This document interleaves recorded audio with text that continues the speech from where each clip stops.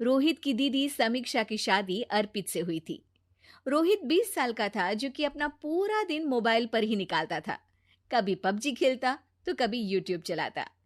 एक दिन अर्पित और समीक्षा समीक्षा के मम्मी पापा से मिलने आते हैं और देखते हैं कि रोहित मोबाइल से हटने को तैयार ही नहीं है।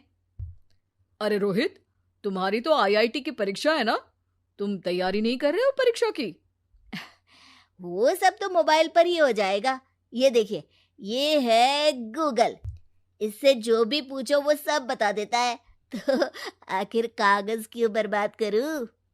अरे पर तुम इन प्रश्नों की तैयारी बिना लिखोगे कैसे?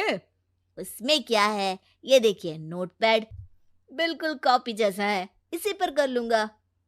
हम जब तुम्हारी उम्र के थे तब हम दोस्त मिलकर प्रश्न हल किया करते थे। उससे हमारी हैंडराइटिंग की भी प्रैक्टिस हो जाती थी और समय का भी अंदाजा लग जाता था। और फिर साथ में हम एक दूसरे की मदद भी कर देते थे अगर कोई अटक जाए तो। आपका जमाना अलग था जीजा जी। अभी जमाना फास्ट और स्मार्ट हो गया है। जमाना क्या, अब तो फोन भी स्मार्ट हो गया है। समय के साथ बदलना पड़ता है जीजा जी। अब बस भी कीजिए आप। हर चीज को लेक्चर में बदल देते हैं। रोहित अच्छा कर लेता है परीक्षा में। इतने में अर्पित के सास ससुर जी आ जाते हैं हॉल में, और अर्पित इस बारे में बात नहीं करता। हालांकि अर्पित को लगता तो है कि पूरी तरह मोबाइल पर लगे रहना सही नहीं है, पर वो इस बात को और नहीं छेड़ता। ऐसे ही 2 दिन निकल जाते हैं। समीक्षा, मुझे काम से फोन आया था, मुझे वापस काम पर लौटना पड़ेगा। पर हमें आए हुए तो 2 ही दिन हुए हैं। अभी चले गए तो माँ और पापा को अच्छा नहीं लगेगा ना। अच्छा ठीक है, तुम रुक जाओ, मैं काम खत्म करके फिर लौट आऊंगा। एक काम कीजिए ना, परसों रोहित भी परीक्षा के लिए निकलेगा। आप उसी के साथ निकल जाना। दोनों वैसे भी बात नहीं करते। साथ में जाएंगे तो हो सकता है आप लोग आपस में बातचीत भी करने लग जाओ। आह, ठीक है, मैं काम को 2 दिन टाल सकता हूँ। उसी रात जब सब खाना खाने बैठे थे, तो अर्पित अपने जाने की खबर बाकी लोगों को बताता है। मुझे काम के लिए वापस जाना होगा। अरे बेटा, पर अभी तो तुम आए हो, इतनी जल्दी चले जाओगे? नहीं माँ जी, समीक्षा यहीं रहेगी और मैं जल्दी काम खत्म करके वापस आ जाऊंगा। ठीक है, काम भी जरूरी है। वैसे कब निकलोगे बेटा? 2 दिन में। मैंने सुना है कि उस दिन रोहित को भी परीक्षा के लिए जाना है, तो कल मैं दोनों की टिकट करा लेता हूँ बुक। मेरी टिकट रहने दीजिए जीजा जी, मैं तो फोन से ही करवा लूंगा। हाँ, पर कोई दिक्कत हो गई तो? अरे कोई दिक्कत नहीं होती जीजा जी, फोन सब कर सकता है। हमारे फोन के रिचार्ज से लेकर टीवी का रिचार्ज सब रोहित यही फोन से बैठे बैठे कर देता है। अब ये नई चीज तो हमारे समझ के परे है, पर अच्छा है कि रोहित जानता है। हमारी मेहनत इतनी कम हो गई भाई। हाँ, पर अगर टिकट नहीं मिली तो? अर्पित की बात पूरी होने से पहले ही बिजली चली जाती है। अरे ये क्या हो गया, आपने बिजली का बिल भर तो दिया था ना? अरे नहीं, मैं तो भूल गया था। अरे टेंशन मत लो माँ।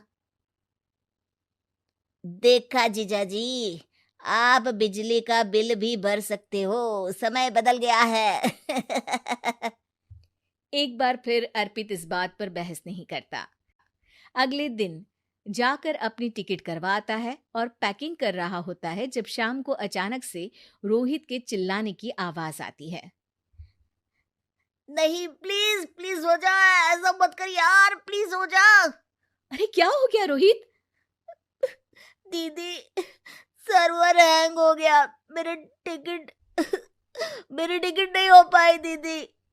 क्या मतलब टिकट नहीं हो पाई? इतने में वहां रोहित के मम्मी और पापा भी आ जाते हैं। अरे क्या हो गया? माँ, मेरा टिकट नहीं हो पाया, सर्वर डाउन हो गया। अरे पर तूने तो बोला था कि हो जाएगा। हो जाता है, पर अब क्या करूं, ये क्या हो गया? अब कल की तो कोई बस भी नहीं है, ना ही अब टिकट मिलेगी ट्रेन की कल के लिए। मुझे तो कोई रास्ता नहीं दिख रहा। अब फिर लगता है मेरा ये साल बर्बाद हो जाएगा। घर पर एकदम से दुख का माहौल छा जाता है और सब रोहित को डांटते हैं, पर इतने में अर्पित वहां आ जाता है। आप सब रोहित को क्यों डांट रहे हैं? आपने ही तो उसे बढ़ावा दिया था ना। लेकिन इसकी लापरवाही के कारण इसकी परीक्षा छूट जाएगी। इसने तो हमसे कहा था कि टिकट हो जाएंगे। हे भगवान, अब क्या होगा? चिंता करने की कोई बात नहीं है। मैंने एक एक्स्ट्रा टिकट करवा ली थी। मैं समझता हूँ कि मोबाइल हमारा ही काम आसान करने के लिए है, पर उस पर ही पूरी तरह से निर्भर होना तो गलत बात है ना। रोहित टिकट को देखकर बहुत खुश हो जाता है और जोर से जाकर अपने जीजाजी के गले लग जाता है।